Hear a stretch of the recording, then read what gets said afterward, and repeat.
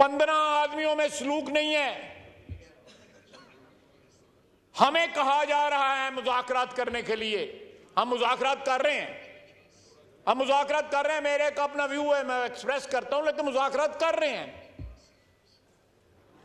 अदलिया हमें बताती है कि हम मुज़ाकरात करें। ये ट्रेसपास है जनाब स्पीकर।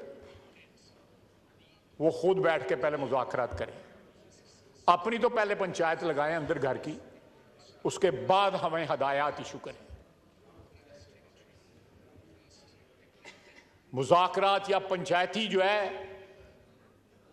महफिलें लगाना या इंस्ट्रक्शंस देना सुप्रीम कोर्ट का काम नहीं है। आइन में उनके फराइज में कहीं नहीं लिखा हुआ कि वो पंचायतें लगवाएंगे या पर्या बिठवाएंगे, ये कहीं नहीं लिखा हुआ। जनाब स्पीकर, इस तरह नहीं होता जिस तरह आजकल हो रहा है। हमें अपने अदारे का दिफा करना पड़ेगा।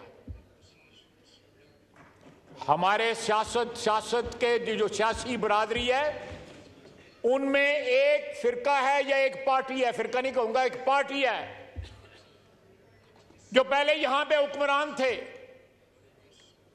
उनको पहले सहूलतकार 2018 में जनाब स्पीकर मिले, अब फिर सहूलतकार मिल गए हैं।